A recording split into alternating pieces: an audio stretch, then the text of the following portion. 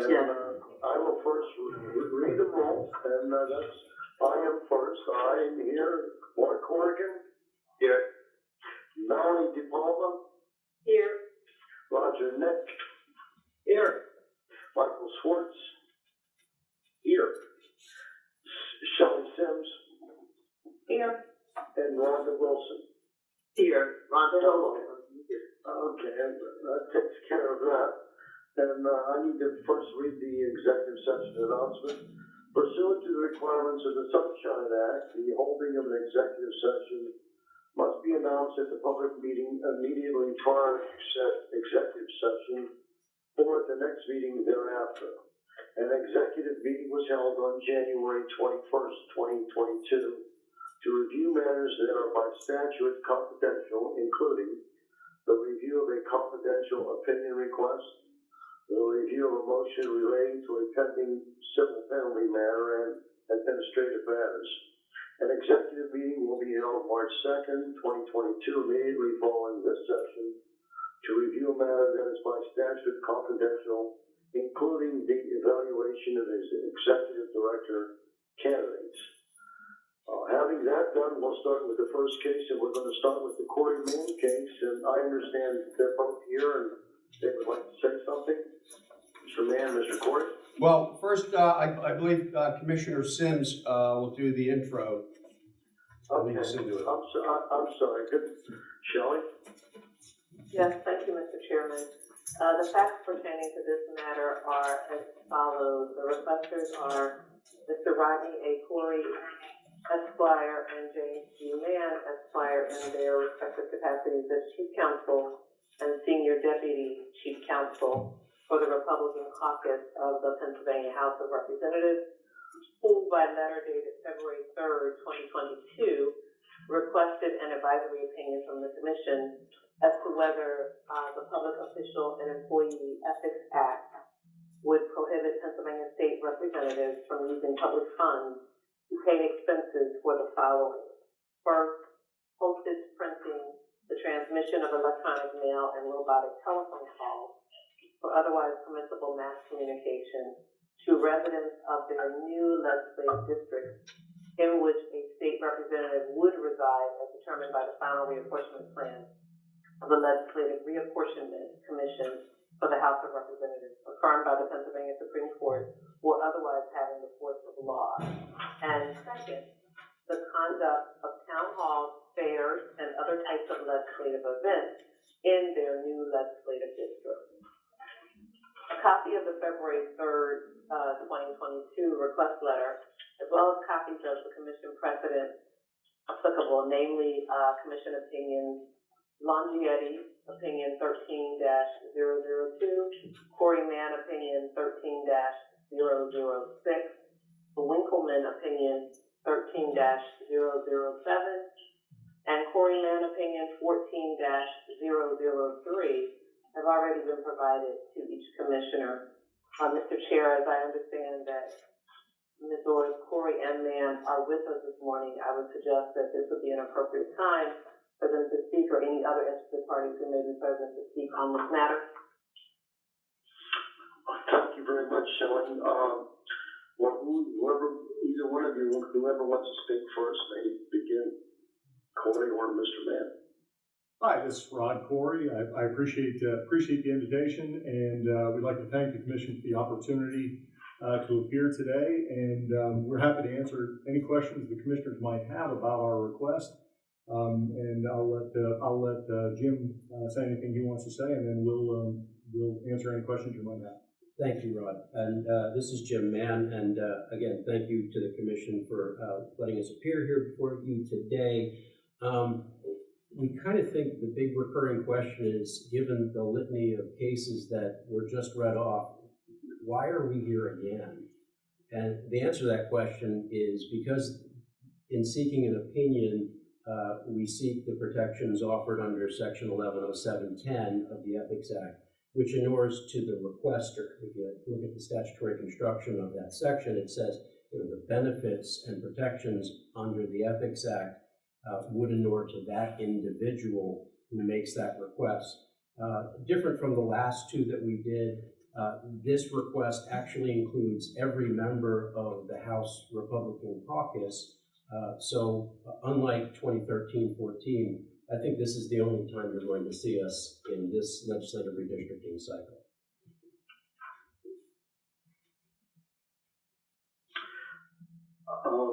Does any commissioner have a question or so? I do, Mr. Chairman, this is Commissioner Sims. Sure, Shelley. So if I understand correctly, because I actually thank you for the information. It partly addressed the question I was going to ask, which is why we were visiting this given the precedent. But am I understanding you to be representing that this would not be revisited as long as the current representatives are the current representatives, but you would think that this would be revisited again if there's another election and there's a different representative or different representatives on the very same issue? So this is Rod Corey answering the question. There is that possibility. We don't necessarily expect that. In part, that's going to probably depend on if the LRC final plan is upheld by the Supreme Court. And just for the information of the commissioners right now, the schedule on that is petitions for review and briefs for those challenging the plan are going to be due March 7th. The Commission's consolidated response to the Supreme Court is due March 11th at 2, and then Supreme Court is expected to issue an order one way or another, possibly with opinion follow like they recently did in the Carter decision, given the fact that we were running up on the election timelines just a little bit. And if I could add sort of one more thing to Jim's description of why we're here, probably the only other thing that sort of entered into our mind, and we don't see that it changes the legal analysis one way or another, but probably the primary difference between this reapportionment and the last one, in which we had asked 2 questions, has to do with the degree of change. So, for example, with respect to the degree of population change in the districts, back in 2012, the average degree of population change was about 24%. This time it's about 35%, so a little more of a shift. And the other thing that's a little different than 2012 is renumbering of House districts always occurs when a district is moved somewhere else in the state based on population. In this particular instance, there was renumbering of districts that basically stayed in the same place, which is a little interesting. And the two of the, I think there were 3 examples, but the 2 that come to mind immediately are Representative Schweier, who is in the Allentown area. He was in the 22nd district, and in Allentown. The 22nd district is still primarily in Allentown, but now he's redrawn into the 134th district, which also is in Allentown. And then Representatives Bonner and Bernstein in Butler County. Both of their districts were partially in Butler County, and both of their quote unquote sort of new districts, the districts in which they reside, are still partly in Butler County, but the number of Representative Bonner's current district is the 8th, and that would be shifted to Representative Bernstein's new district, if that's helpful in any way. But again, it doesn't seem that any of this changes the underlying ethical principles that were originally developed in Rappaport and Fisher and followed, but we wanted to just offer that for a little more fulsome explanation. And I'll stop now.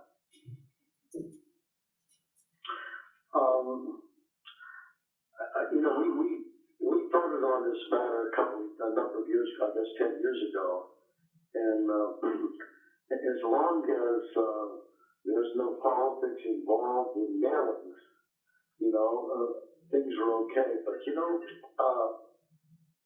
in my former district, there was a letter to the editor sent last week about a legislator who was a Republican,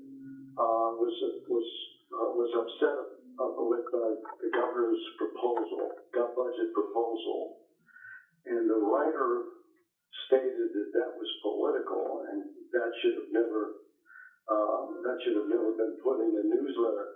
So basically, what we're just simply saying, as long as there's no political thing in a newsletter or anything like that, there shouldn't be a problem because, we kind of voted on this last time when districts changed and so on, you know, because of, you know, what we do every 10 years.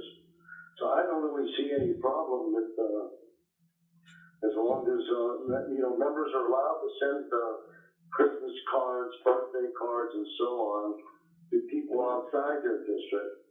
And I Not was the Senate. No, not the Senate. No. When I was in the legislature, I will not name the legislator, but there was one legislator who was sending Christmas cards, birthday cards to another legislator, district.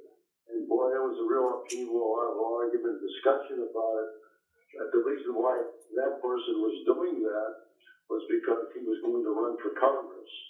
And so the legislator whose district all these mailings were going into was so upset. And people were saying to him, I thought you were our legislator. And so that provided a lot of controversy. But basically, you're allowed to send the things that are appropriate in your district now. If your district has been changed and you want to send things into the newer district, you're permitted to do that as long as it's related to legislative business. I don't know whether I was clear about all that, but so I think we're okay with with what you want to do and what's in this particular proposal. Shelley, I'm sorry I took so much of your time. But do you want to say anything else? No, Mr. Chairman, no, my question has been answered, so thank you. Okay. Mr. Chairman, yes, this is Mike Schwartz. I just have a question for Mr. Mann and Mr. Corey. And I agree with you, Mr. Chairman, that our prior precedent focusing on the non-political and legislative aspect of the communication appears to be sound reasoning and binding.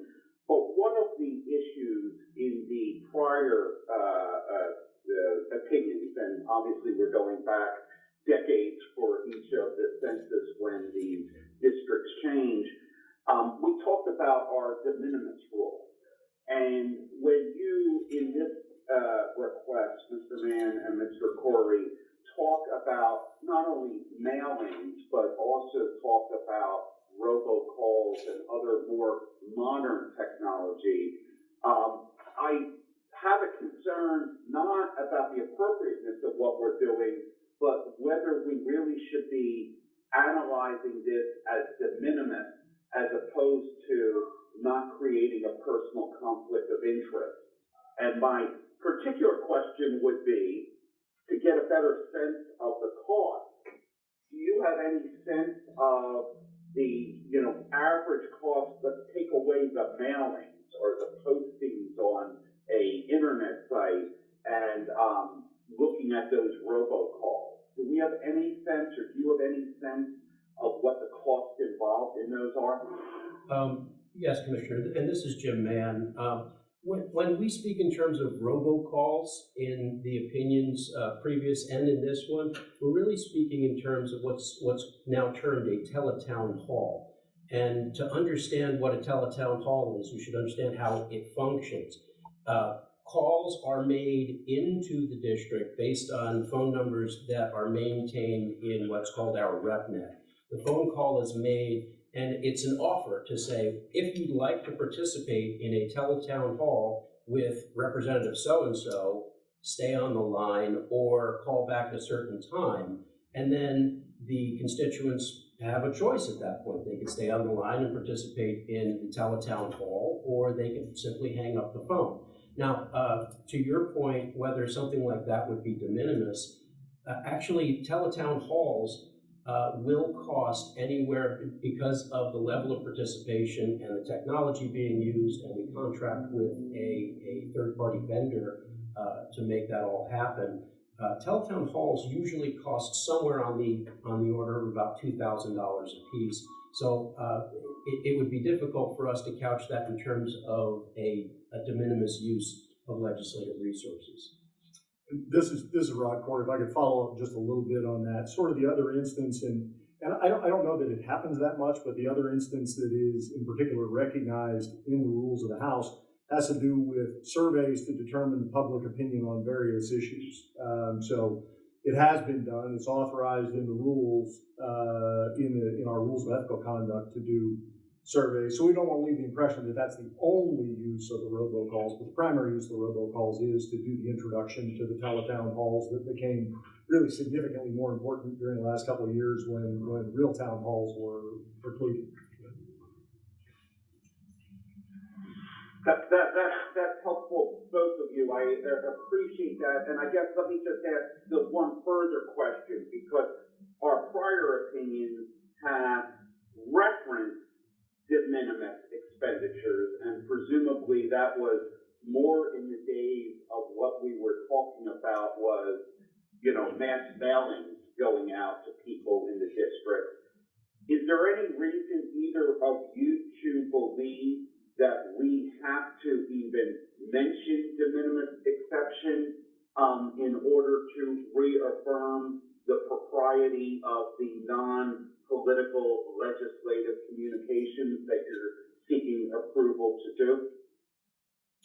So, Commissioner, this is Rod Corey, and I'll offer, I think it's one of those, whether referenced or not, it still exists as an exception to the conflict of interest rule, so we'll certainly leave that to the discretion of the commission.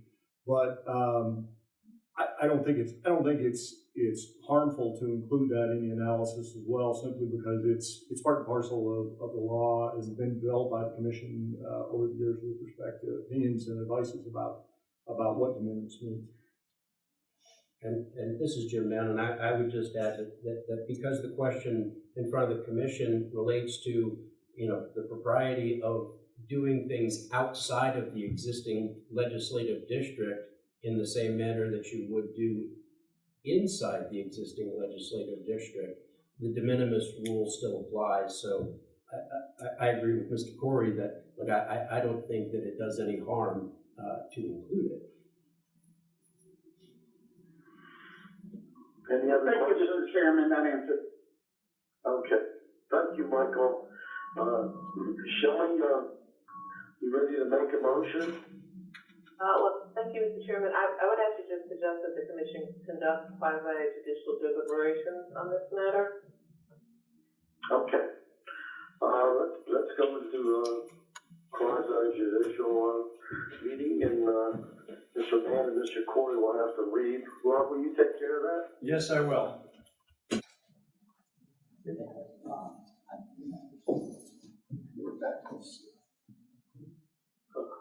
Everybody in? Shelley, you might want to make the motion. Okay. Everyone's Thank present. you, Mr. Chairman. I'm sorry? Everyone is present.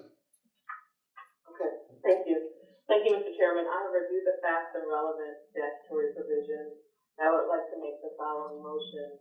I move that the holding of this commission in this matter be as follows. As we held in opinion 13-002 and in opinion 13-006, we again hold that the Ethics Act would not prohibit the state representatives from using public funds to pay otherwise allowable expenses for postage and printing services for otherwise permissible mailing of items constituting official business to residents of their new legislative districts as determined by the final reapportionment plan. Such items constituting official business would include non-political legislative newsletters, birthday and congratulatory greetings, and notices of upcoming legislative meetings and forums as previously held by this commission. In Longevity Opinion 13-002. Furthermore, we again hold that Section 1103 of the Ethics Act would not prohibit the state representatives from using public funds to pay expenses for the transmission of electronic mail or robotic telephone calls for mass communication to residents of their new legislative districts, or the conduct of town halls, fairs, and other types of events in their new legislative districts, subject to the condition that such expenditures would be for official business in full compliance with the general operating rules of the House. That concludes my motion, Mr. Chairman. Can I have a second? Who was that? Who was that that made the second? Rhonda Hill Wilson? Okay, Rhonda, very good. Any questions? All those in favor, let's do it by this, all those in favor signify by saying aye. Aye. Aye. Aye. Any nays? No nays, okay. Matter passed. Thank you very much, Shelley, good job. Let's now go to the Deary case, DERY matter, and, let's see here, who has that one? Michael Schwartz. Thank you, Mr. Chairman. This is a interesting question, that I have some experience having been, the beneficiary of loan forgiveness for public service in the past. The requester is Michael Deary, who is Chief Counsel for State Senator Vincent Hughes, who by letter dated February 2nd, 2022, requested an advisory opinion from the Commission regarding the following issue: whether student loans forgiven through the Public Service Loan Forgiveness Program are reportable as direct or indirect sources of income for purposes of the State Ethics Act when the amount forgiven is in excess of the aggregate threshold of $1,300. Mr. Caruso or Mr. Jacobson, is Mr. Deary here? No one is present, Commissioner Schwartz. Okay, so let me just give a quick rundown of the facts as presented by Mr. Deary in his letter. And this applies to him personally. In September 21, Mr. Deary fulfilled the requirements set by the federal government to qualify for forgiveness through this particular program, which I'll call PSLF. To qualify for PSLF, the individual must be employed by either a federal, state, or local or tribal government or not-for-profit organization, work full-time, have direct loans, repay outstanding student loans under an income-driven repayment plan, and make 120 qualifying payments. So essentially 10 years of work and making of payments, repayments of the student loans. In August 2021, Mr. Deary completed the last of the 120 payments and submitted for forgiveness through a servicer of the United States Department of Education that administers this PSLF program. And in September, Mr. Deary was notified that his application for forgiveness was approved and that those loans were forgiven, presumably more than a remaining $1,300. And the question that Mr. Deary presents, and I commend him for asking the question, is whether this loan forgiveness should be reported as direct or indirect sources of income on his state disclosure forms. If there's no interested parties, this is an interesting question that I would suggest we have a just brief quasi-judicial deliberation on. It's okay with me. Michael, if you want to make a motion, that'd be fine, so we can get moving. Absolutely. So, Mr. Chairman, I've reviewed the facts and relevant statutory provisions, and I would move that the holding of the Commission in this matter be as follows. Inasmuch as the Public Service Loan Forgiveness Program is a creation of the federal government, it is the holding of this Commission that student loans forgiven under compliance of the terms and conditions of the PSLF program equate to a government-mandated payment, and as such are not required to be reported upon statements of financial interest filed pursuant to 65 Pennsylvania Consolidated Statutes, Section 1104.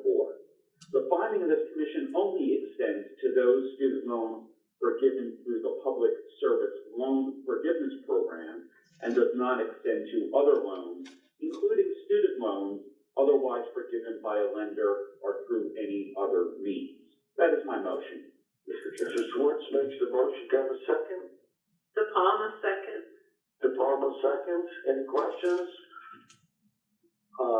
Let's do a random calling. All those in favor signify by saying aye. Aye. Any nays? The ayes have it. Very good. Let's now move on to another issue, and that's the annual leave payout thing that Rob Caruso distributed to everybody, I'm sure. Rob, you want to talk about that? Mr. Chairman, we did not have that on the agenda for a public meeting. I just wanted to throw it up for a matter of discussion to the members of the commission after the public meeting is adjourned. Okay. Well, let's adjourn it right now. Can we do that? Yes. A motion by Mark Corrigan to adjourn. Second, Commissioner Sims. Second by Shelley Sims. All those in favor signify by saying aye. Aye. Nay, the ayes have it. Okay,